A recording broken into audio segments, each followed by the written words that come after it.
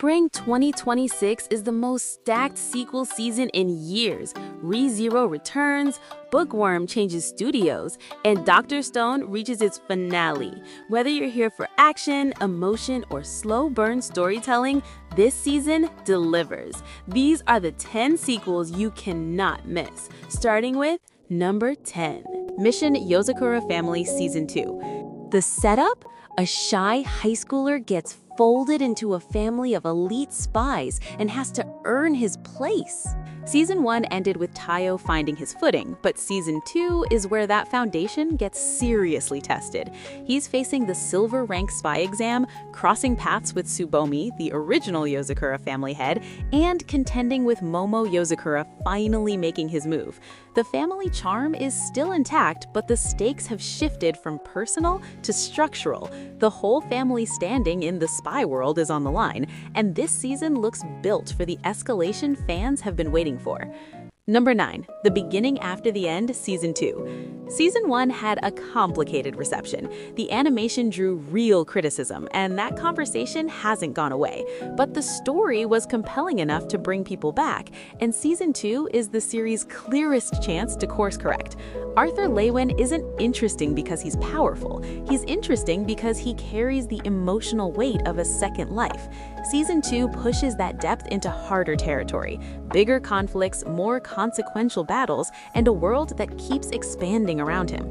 If the production matches the ambition of the source material, this moves from quietly good to genuinely talked about by summer.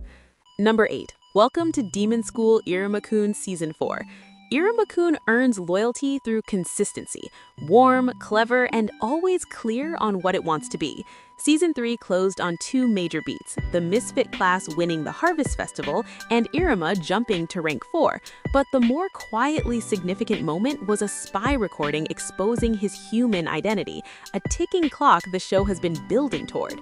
Season 4 enters the music festival arc, introducing Person Soy and shifting the challenge toward performance and creativity over combat.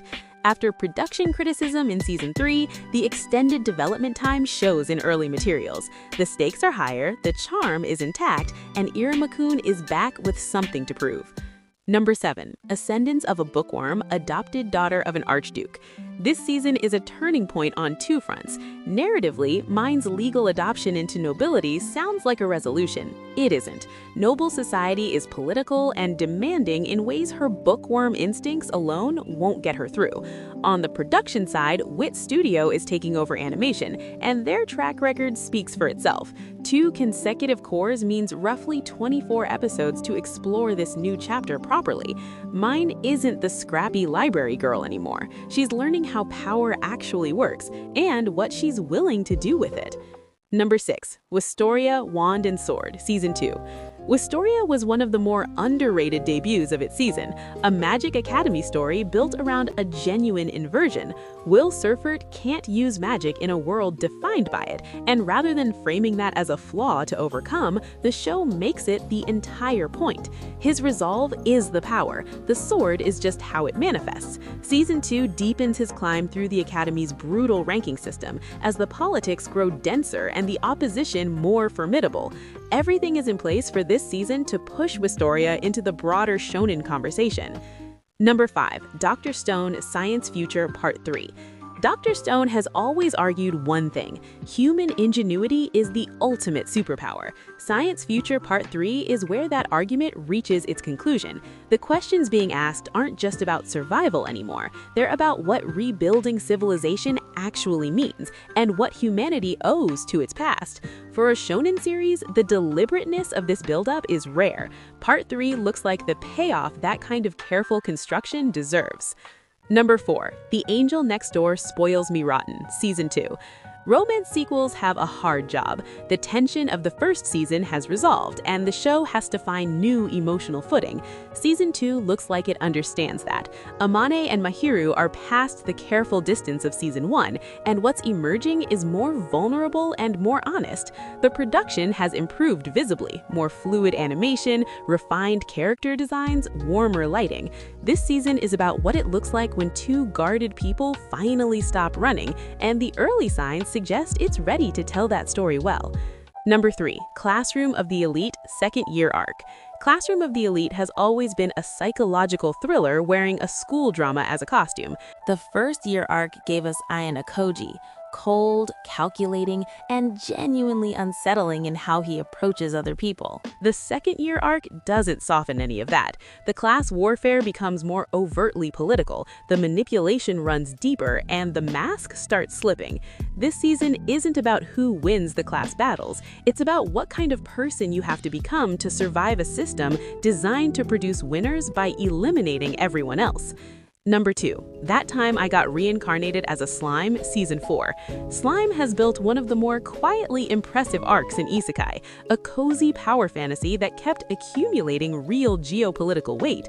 Rimuru's vision of monster-human coexistence sounds idealistic until you see how it's actually enforced, which tends to involve making opposition strategically irrational. Season 4 continues that trajectory at a larger scale. The warmth of Tempest is still here, the ensemble, the emotional beats, but the threats Rimuru is now navigating can't simply be outpowered. This is nation-building under pressure, and the show has earned the right to tell that story.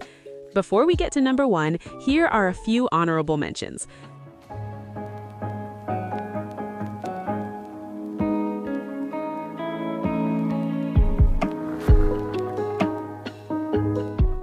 Number 1, ReZero, Starting Life in Another World, Season 4. There was never any real competition here. Season 4 is the one novel readers have been waiting years for. The arcs ahead are the ones they've called peak fiction long before the anime was anywhere close. Subaru returns to death loops and impossible odds, but what's coming recontextualizes nearly everything that came before. The lore expands, the character work hits depths the earlier seasons were always building toward, and the emotional cost of return by death, something this series has never let you forget, moves to the center. This isn't about whether Subaru survives, it's about whether he can hold himself together long enough to save the people he loves. If you've been watching, you already know, and if you haven't, Spring 2026 is a remarkable time to start. Spring 2026 is a season that rewards loyalty. Nearly every series on this list is paying off years of setup. Whatever you're watching, something here is going to stay with you. Let me know your number 1, and I'll see you next video.